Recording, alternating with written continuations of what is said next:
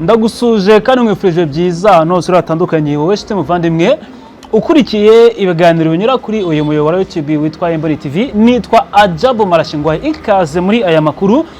Dusubiye mu ntambara ya Iran, Amerika na Israel kuri uyu munsi. Ubu tuvugana Iran imaze gutanga proposal cyangwa se icyifuzo gishyashya kuri Amerika. Ni icyifuzo cyanye no guhagarika intambara yo muri Iran ndetse no gufungura Hormuz, nk'uko Amerika ikunda gusabwa na Iran buri munsi yuko yayifasha igafungura Hormuz. Ni icyifuzo Iran itanze muri aya masaha make cyane ashize, isaba ko Amerika yahagarika intambara kuri Iran ndetse na Hormuz kaba yafungurwa muri rusange, ariko kandi komeza gusaba yuko yagerageza ikomeza gukoresha ingufu zayo za nuclear nk'uko ikunda kubigaragaza.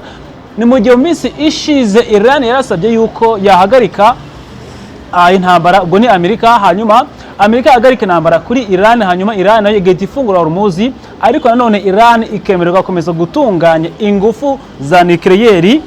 Mu masaha make cyane nako muri uyu mwanya muto turi kuvuga nibwo hamaze kujya hanze itangazo ry'uko Iran imaze gutanga icyifuzo gishyashya cy'uko isaba Amerika guhagarika intambara kuri Iran ndetse kugira ngo Hormuz nayo ikomeze igenzurwe neza, peteroli nayo ikomeze kugurishwa hanze nk'ibisanzwe, nibirushaho kugenda neza ku murongo nk'uko mbere byari bimeze. Muri rusange kandi Amerika iyo igashaka yuko hari ukundi byagenda. Uko rero kino cyemezo gihagaze muri rusange nuko hari ihagarikwa ry'intambara nk'uko Iran yabisabye. Iran yifuza ko intambara ihagarikwa muri Iran, ariko kandi haba hagati ya Iran, Amerika ndetse na Israel ntagire uwongera kurasa ku wundi, ndetse no muri Liban intambara ikaba yahagarara nk'uko icyifuzo cyatanzwe na Iran. Mu bindi bikuye muri iki cyifuzo harimo gufungura cyangwa se gukoresha ingendo muri Hormuz zikaba nk'uko zari zisanzwe. Mu by'ukuri Iran yifuza ko ingendo zikomeza kuba nk'ibisanzwe muri Hormuz, ndetse Iran nayo ivuga yuko mu gihe cyose Amerika izahagarika iyi ntambara na Iran nayo izahita ifungura Hormuz. Nk'uko byanditswe na Al Jazeera, yavuze yuko Iran ishaka gukomeza gusaba uburenganzira bwo kugenzura ndetse no kugira ijambo ku mora Hormuz, ndetse ikaba yabigenzura neza kugira ngo gahunda zose zigenzurwe neza mu bufatanye ubwo ari bwo bwose. Nk'uko bigaragara mu bindi byifuzo biri muri ubusabe bwa Iran harimo gukuraho cyangwa se kugabanya blockade cyangwa se kwa gufunga ibyambu kwakozwe na Amerika, kwa kundi Amerika yagiye ikajya mu byambu bya Iran mu nzira ziva n'isohoka muri Hormuz. Iran iri gusaba yuko Amerika yakwiye blockade cyangwa se uko gufunga ibyambu, hanyuma Amerika ikava muri izo blockade, hanyuma noneho Iran igakomeza gahunda zayo zo gucuruza peteroli muri Hormuz bikagenda neza nk'uko bisanzwe. Mu bindi Iran iri gusaba gusubukura ibiganiro, hari gahunda yo gusubika ibiganiro bikorewe muri gahunda ya nuclear. Iran yifuza gukomeza gukoresha ingufu za nuclear ariko mu buryo buvuguruye nk'uko yabisabye. Yifuza ko mu biganiro byazakorwa imbere itabuzwa gukoresha nuclear, ahubwo habe ibiganiro byiza biziguye kugira ngo nuclear zikomeze zikoreshwe neza muri Iran, kandi Iran ikomeze kuba yakoresha nuclear, ariko ibiganiro bihuje Amerika na Iran muri gahunda yo gukoresha nuclear bikomeze bigende neza nk'uko bigaragara mu binyamakuru nka Al Jazeera n'ibyo byagiye byandikaho. Hari kandi icyifuzo cy'uko Iran yasabye ingwate z'umutekano zerekana yuko Amerika cyangwa se Israel batazongera gutangiza ibitero byihuse kuri Iran. Ni icyifuzo cyasabwe na Iran cy'uko mu gihe cyose iyo ntambara imaze guhagarara ndetse ibintu byose byamaze kujya ku murongo, igasaba yuko hajyaho ingwate igaragaza neza cyane yuko Iran itazongera guterwa mu ntambara za buri munsi n'igihugu cya Amerika.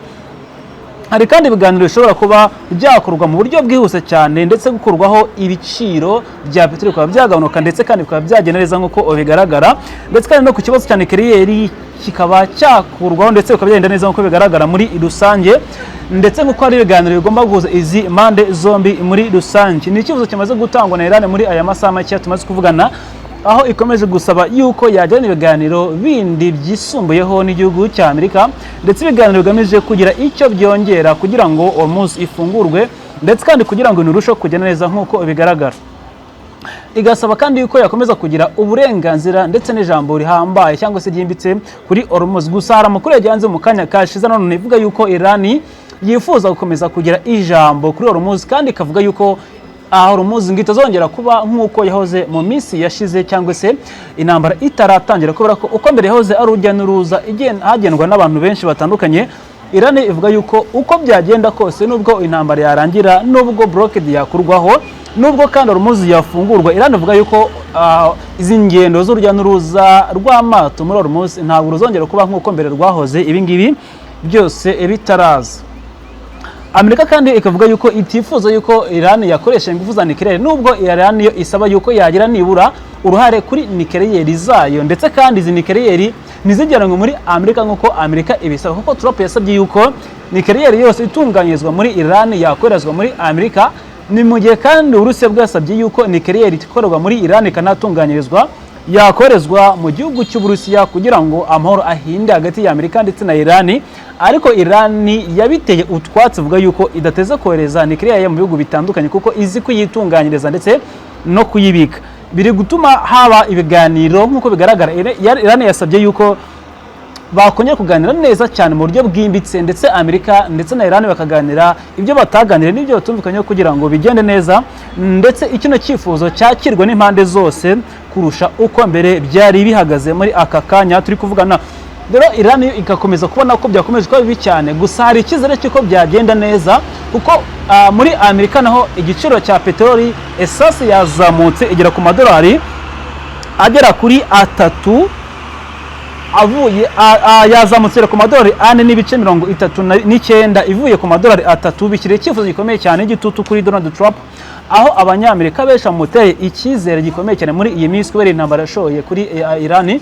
Biro kuba muteye icyizere no kuba isase yahenze kuri urwego muri Amerika, aho yari itarahenda cyane, ariko byatumye aterwa icyizere, ndetse ashimangira ko byashobora kuba byatanga icyizere cy'uko yakwemerwa cyangwa se byatanga umusaruro. Mu zindi breaking ziri kuvuga muri aka kanya nuko Israel yakajije ibitero bikomeye cyane muri Libani, ndetse kugeza uyu munsi muri Libani y'Amajyepfo ibitero byetanya abantu benshi cyane, ndetse binibanda ku baturage b'inzirakarengane benshi cyane mu mijyi itandukanye, ndetse abenshi bapfuye mu buryo butandukanye. Ikindi agahenge hagati ya Amerika na Iran kari kuganirwaho, ndetse n'ibyo katekerezwaho nk'uko bitandukanye. Ikindi nuko kino cyifuzo Iran yatanze cyanyujwe ku buhuza Pakistan kugira ngo Pakistan izakigeze kuri Amerika, bivuze ngo ntabwo kiragera kuri Amerika, kiracyari mu nzira za Pakistan. Pakistan ntabwo irazigeza kuri Amerika. Ikindi nuko ibiganiro bikomeza kuba mu Islamabad, impande zose zakomeje gufunga umutwe ku mpande zose, zigaragaza yuko zitari guhuza cyangwa se ngo byumvikaneho neza mu buryo bugiye butandukanye. Iran kandi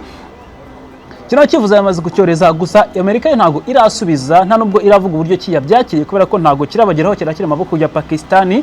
Muri rusange nikira muri Amerika bazatangaza ikizakorwa. Mu gihe mu minsi ishize icyari cyatanzwe, Trump yavuze ko atakugira n'umunsi umwe asinya amasezerano yemerera Iran gukoresha no gutunganya ingufu za nucleaire, kuko Iran yasabye yuko yakwemererwa gukoresha ndetse no gutunganya ingufu za nucleaire nk'uko yari yabitangaje. Trump kandi arimo cyane gukomeza cyane intambara hirya no hino, kandi akayagura cyane, ariko atabanje gusaba uburenganzira bwa Kongere ndetse na Kongere ya Amerika, inteko ishinga amategeko, kuko ari ifite uburenganzira. Aho White House bye bivuga yuko kubera intambara n'ibikorwa bitandukanye muri Iran ndetse no muri Amerika byakuyeho ibintu bikomeye cyane, kandi kuri iryo tegeko riha uburenganzira perezida risa naho ritacyubahirizwa cyane, kubera ko kuva kwa tariki ya 7 Mata isaha ngo y'amategeko yitwa World Power Revolution nirishobora kuba ngo aragabanije ubukana, cyangwa se iyo saa ikaba yarakuyeho cyangwa se igakurwa ku gihe nk'uko White House ibivuga. Niyo mpamvu ngo Trump atera ibitero hirya no hino muri Iran, bidasabye yuko asaba uburenganzira Kongere cyangwa se agakora ibikorwa bitandukanye bya gisirikare n'amaoperasiyo menshi ya gisirikare atabanje gusaba uburenganzira Kongere, kuko avuga ko ngo iyo saha isa naho itagikora neza muri rusange. Iran kandi yavuze yuko Strait of Hormuz izakomeza kugenzurwa neza, kandi Iran ishimangira yuko yifuza kugira uburenganzira bwuzuye kandi kuri Hormuz, ariko kandi ivuga yuko uburenganzira bwayo ari karemano cyangwa se buzagumaho nk'uko bigaragara. Ikinyamakuru BBC ndetse na Al Jazeera byanditse yuko hazongerwa kubaho uburyo butandukanye cyangwa se bwariye, kandi Al Jazeera ivuga yuko uko byagenda kose nubwo yafungurwa Strait of Hormuz, ngo iyi nzira itazongera kuba nyabagendwa cyane, ngo hari ibintu byinshi bizahindukamo, haba abanyuragamo, haba abakoragamo peteroli n'ibindi bitandukanye. Kuva rero ngo iyi ntambara yatangira ndetse ngo inarangira, hari byinshi bizahindukamo nk'uko Al Jazeera yagiye ibyandika ndetse ikanabisobanura. Israel kandi yasenyeye ibintu byinshi bitandukanye harimo n'amashuri muri Libani y'amajyepfo, ndetse kandi ikomeretsa ibintu byinshi cyane, ndetse isenya imidugudu ndetse n'ibikorwa remezo byinshi by'abasivile muri Libani, aho ishaka kurimbura umutwe wa Hezbollah ufasha igihugu cy'Iran muri iyi ntambara bya buri munsi. Ariko kandi abasesenguzi bavuga yuko icyifuzo cya Iran gishya gishobora kuzatuma intambara irangira, ndetse kandi bigatanga icyizere cyinshi cy'uko iyi ntambara yarangira, kubera ko impande zombi zishobora kuba zishaka kongera intambara mu buryo butandukanye, aho isura ya buri ruhande igaragara yuko hari ikintu cyakorwa mu buryo bugiye butandukanye. Abantu bagera ku 2618 bamaze kugwa muri Libani ni muri iyi minsi mike cyane, kuva intambara yatangira muri Libani kuva kwa tariki 2 Werurwe 2026 bamaze kugwa muri iyi ntambara muri Libani gusa, mu gihe umuryango witwa ku burenganzira bwa muntu wavuze yuko intambara yatumye ibiciro bikomeza kuzamuka cyane, kandi hari icyifuzo cyo gutwara imfashanyo cyarahungabanye cyane, kuko imfashanyo ituma kuba yagera hirya no hino kuba yikeneye abagizwe ingaruka n'intambara biragorana cyane ko bagerwa n'inkunga mu buryo bugiye butandukanye, nk'uko uyu muryango ushinzwe kwita ku burenganzira bwa muntu ubigarukaho muri rusange, kuko impunzi zo ni nyinshi, imfubyi mu gihe bagiye gufashwa biragorana cyane nk'uko umuryango wabitangaje. Hezbollah kandi nayo yakomeje ibitero bitandukanye ku ngabo za Israeli ndetse n'andi atandukanye ku barwanyi bayo n'abambari bayo, harimo no gukoresha drone, ndetse yibasiye kandi ibirwa bitandukanye cyangwa se harimo na attack ya Merva nk'uko bigaragara muri rusange.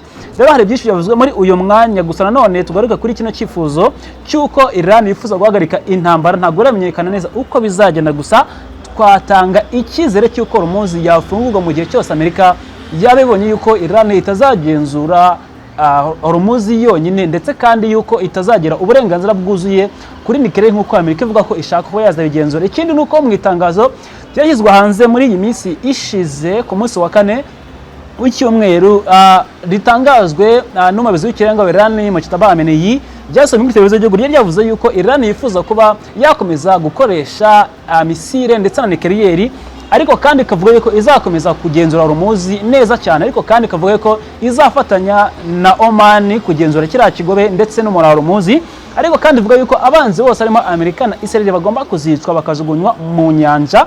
Bavuze byinshi cyane yuko Amerika na Israel ngo ari ibisambo bagenzwe ngo ndanini gusa. Rero amagambo yavugishije Trump yongera gutanga gasopo nanone.